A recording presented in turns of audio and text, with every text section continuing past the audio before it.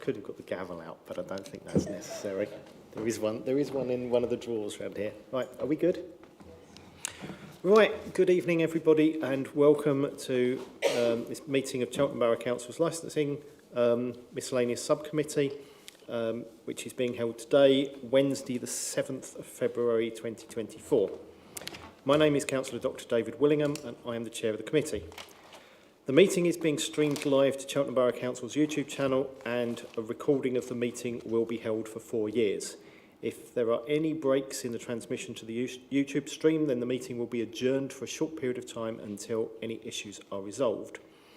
There are no public present, so we don't need to go into the details of consent to sound and video recordings.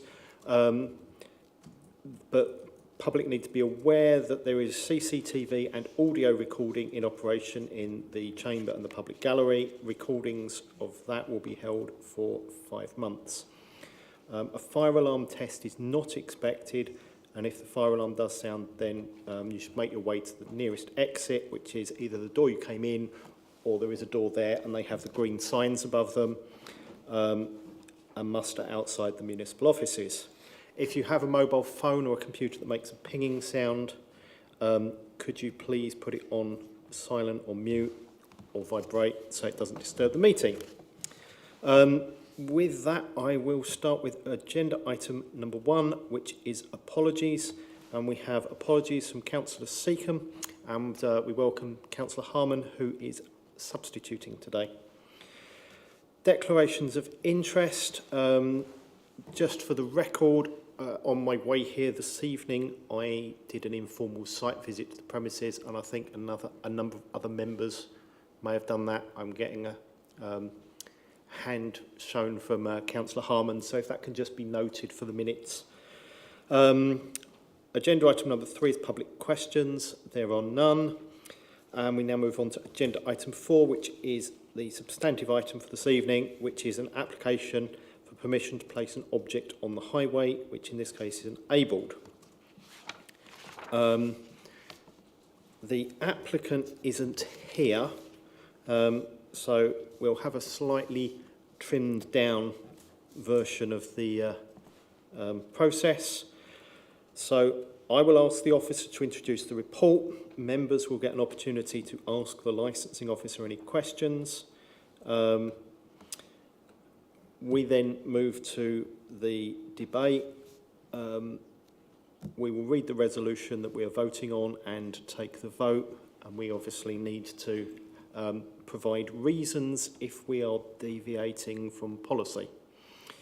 So with that, if I can ask the licensing officer to introduce the report, please. Thank you, Chair. This is an application for an A-board.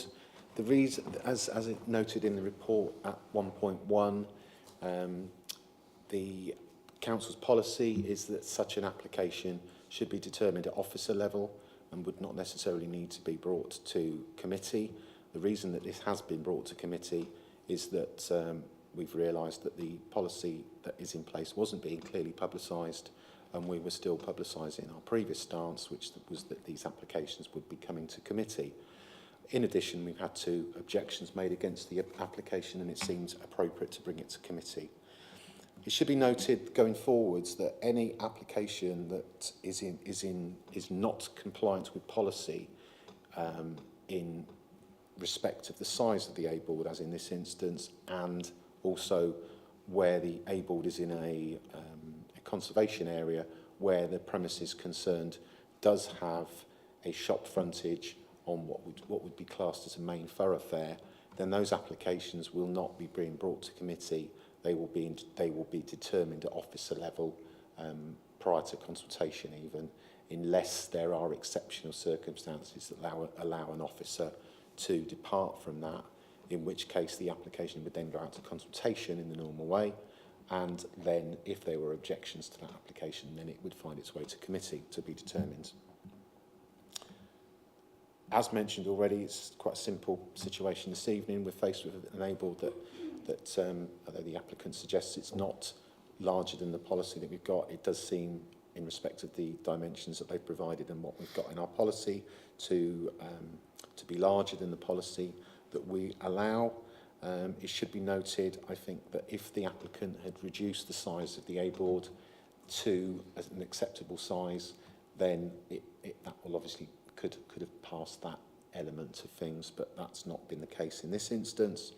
And the other element of the application is that the premises is in a conservation area and has a shop frontage effectively, so doesn't benefit from any possible exemption, as it were, or discretion with written into the policy. It states here that the footpath available is 3 metres wide, and basically Appendix A has a picture of the proposed structure and Appendix B shows the location.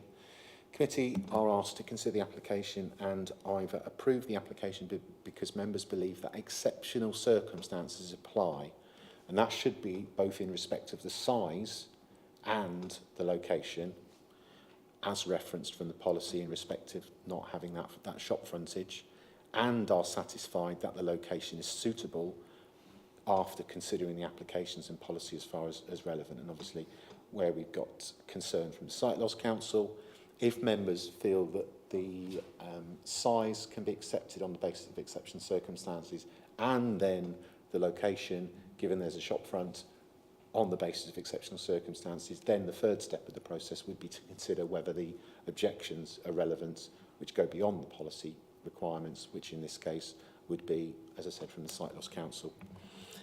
Or members may obviously refuse the application because it does not comply with the provisions of the street scene policy and or due to the consideration of the objections received.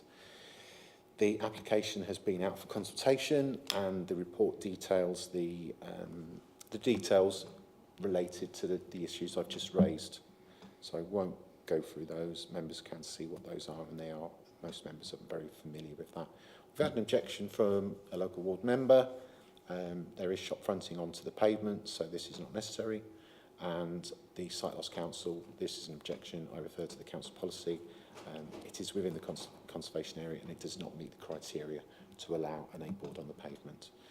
In terms of officer comments, we obviously expand on why this application is brought to before members. There is reference there at 5.3 to High Street, which isn't there. It should say frontage onto the main thoroughfare, effectively. And we refer to the fact that the A-board is slightly larger than our policy would suggest. And whilst the policy and officer recommendation should not fetter the committee's discretion, the committee should also only depart from the policy without clear and defensible reasons for doing so. The applicant was sent a copy of the report and was invited to attend, and was invited to offer some exceptional circumstances that might argue for the application to be granted, and that's not been forthcoming. That is the report, and open to questions from members. Thank you. Thank you very much. Are there any questions from members? Councillor Harman. Thank you, Chairman. My question is with regard to the land upon which the A-board would sit, whether it is public highway or private land, as there's a number of issues in that area where it isn't all highways adopted. That's my question. As far as I understand it, is public highway privately maintained, which, as far as the policy states, that makes no difference. The requirement for the A-board still arises. The payment in respect of that application is slightly different depending on the circumstances, but there's nothing within our policy that differentiates how those applications should be treated differently. Thank you very much. Any further questions from members? Right, I'm not seeing any. If we now move to the member debate, so before I open this debate, I will remind you it's important that you give due regard to the council's licensing policy, and that if you deviate from the policy, you give clear reasons for doing so. It's also important that you only take into account material licensing considerations, and that your decisions are reasonable, proportionate and rational. You also have to be here for the whole proceeding in order to vote. So I don't know who would like to begin. Councillor Wheeler. Yes. Well, if we can sort of go through the whole list as I see it. As far as the size of the board, this is quite a significant pavement, and the image does look like a reasonably sound. So the size and the structure in itself, I wouldn't hold too many concerns about. Having said that, though, I do feel that any clutter on footpaths, it should not happen if we can possibly avoid it, because of people, particularly people with poor vision, would just bump into these things without knowing. So I would like to restrict all unnecessary obstructions on the footpaths. As for special reasons as to why this board would be necessary, yes, we've got sites around Cheltenham, and I made the point earlier about, oh, I forgot the name of the, well, anyway, if this was up a side road or upstairs or downstairs, and there was no view of the business easily, then I can see that there would be an exceptional circumstance. But looking at this board, the board itself is actually obscuring the view of the signage within the window. So it's counterproductive. So I can't see any reason why it would be necessary to have a board. And insofar that the street is quite wide there, even if you were stood the opposite side of the road, signage on the shop front would be quite clear from quite a distance away, and an A board or something of that nature, I can see no need for it, but I can see a problem with obstruction, and so for that reason I'm sorry I couldn't support it. Thank you. If I bring in Councillor Harman next, and then Councillor Boyes. Thank you, Jim. I tend to agree with Councillor Wheeler, and I'd also support the observation made by Councillor Seacombe as the ward member. I'm struggling to see an exceptional reason to allow it. And certainly, this part of me feels the nature of the business is slightly different to some of the others in the area which do have A boards, being a financial service business. But if you walk down the street, as I did this evening, I spotted 7 boards between, whatever their status might be, between the Montpellier Wine Bar and the courtyard, and 2 seated areas to do with an Indian restaurant and a coffee shop. So the applicant, I can understand, might think it's a bit odd if we can't have one, but nonetheless, in licensing terms, I'm struggling to see an exception. Thank you. Councillor Boyes. Thank you, Chair. We have to stick really with what's in front of us in the policy, I think. There's a clear conflict with the policy because it's on a ground floor. They've got a shop frontage there. In terms of the height, they're exceeding the height, and the applicant hasn't changed the height, even though they were aware that it was too tall. And they're neither here this evening to explain why they need to have this A board, or why we have to deviate from, we should deviate from policy.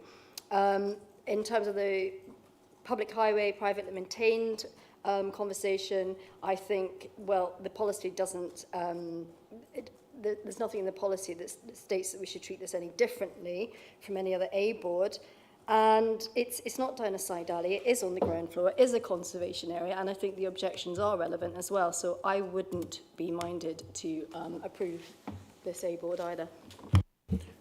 Thank you.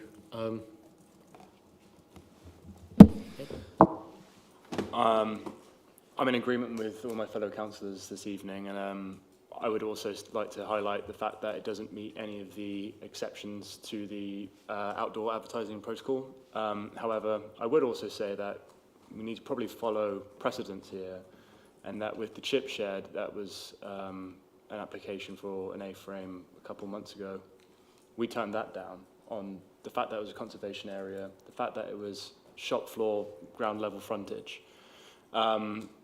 but there still are other A-frames, as Councillor Harmon's already mentioned. There are still A-frames on this street. And as far as I know, there aren't any basement shops on this street either, so there is that precedence there, and I think that I might be slightly annoyed if I was this applicant, because there might be other A-frames down the road and they go, well, how come they've got them and not me? So maybe that's something to think about if we ever look at the guidance again. But as far as tonight goes, looking at the advertising protocol, it doesn't meet A or B, so I'm minded to object. Thank you. Try and avoid repeating things that you've said. I agree with all of what you've said. I think the only thing I would like to highlight in addition is our Equality Act consideration. So we are required in our decision making to give due regard to equalities, and the overarching policy of not having A boards as clutter is firstly for the mobility impaired, to make sure that people can actually get down the street if they are in a wheelchair, or if they are a parent with a child in a pushchair or a buggy or a pram. And the second issue is for those who are visually impaired. And A boards, as I understand it, because they are not a fixed item, they might be there, they might be slightly moved, they might not be there, cause more problems than fixed infrastructure for those who are visually impaired, whether they're guide dog users or whether they're partially sighted, however you wish to look at that. So I think that consideration is important to show that we've thought about that. I don't think there are any other obvious equality impacts that we need to mention. I also think it's important to just draw out the applicant was invited to attend and they were invited to submit reasons, and they have not done so. I think in terms of this moving to Office of Policy, we've got to work out what exceptional circumstances are. I think in terms of the conservation area, we have decided in terms of their policy, it's important that there isn't that much clutter there. I think in other licensing matters, we don't consider the financial impact of our decisions as an exceptional circumstance. Certainly, we make decisions about taxi drivers' livelihoods, and their financial well-being is not a consideration. So I think that, I would say, is not an exceptional circumstance that I would go forward with. I think this policy is due to be reviewed within the next year or so, and there is an important debate with councillors, business representatives and representatives of disability groups in town, and in fact the public who we serve, of what this should be, what this policy should be as and when it's revised. I also think in order to support local businesses, we need to look at what other options might be available to them. But for this application, I'm with you. I think it doesn't comply with policy. There are clear equalities reasons why you don't want this clutter. So I would be minded to refuse as well. Since we've all had our conversation or our debate, if I can just check with the licensing officer, you're happy with our reasons and legal? Yeah. Now I've just got to find the resolution number that we are voting on. So the decision is 1.7 and 1.7.2, which is the committee should consider the application and may. 1.7.2, refuse the application because it does not comply with the provision of the street scene policy and or due to the, I think it's and, due to the consideration of the objections received. So can I have a show of hands? Are we happy with that? That we refuse? So that is unanimous. The A board application has been refused. Agenda item 5 is briefing notes. There are none. Agenda item 6 is any other items the chairman determines urgent and which require a decision. There are none. So at 6:20, I will call the meeting to a close. We have I think we have a student from doing some journalism. If anyone wants to talk to them afterwards, please do so.